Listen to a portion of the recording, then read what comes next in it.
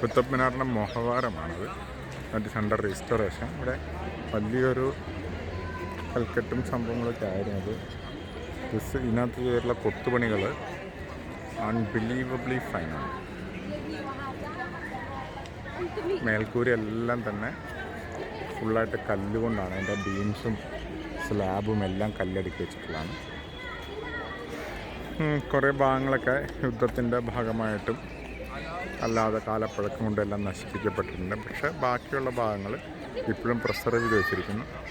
കുത്തബ് മിനാറിന് ഒരു ചരിവുണ്ടെന്ന് എല്ലാവർക്കും അറിയാമല്ലോ. ആ ചരിവ് നമുക്ക് ഫിസിക്കലി കാണാൻ പറ്റും. ഇപ്പോൾ ഞാൻ നിൽക്കുന്നതിൻ്റെ വലത് ഭാഗത്തേക്ക് ഇങ്ങനെ കളിച്ച് കഴിഞ്ഞാൽ കുറച്ചുകൂടി കാണാൻ പറ്റും.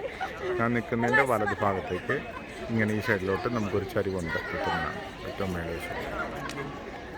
അത് അന്നത്തെ ആർക്കിടെക്ചറിൽ എന്താണ് അങ്ങനെ ചെയ്തതെന്ന് വെച്ച് കഴിഞ്ഞാൽ, ഇതെന്തെങ്കിലും നാച്ചുറൽ കലാമിറ്റിയിൽ മറിഞ്ഞ് വീഴുകയാണെങ്കിൽ മെയിൻ സ്ട്രക്ചറിന് ഡാമേജ് ഉണ്ടാകാത്ത കണക്കിനാണ് അതേ സെയിം രീതി തന്നെ താജ്മഹലിലും ഫോളോ ചെയ്തേക്കുന്നത്.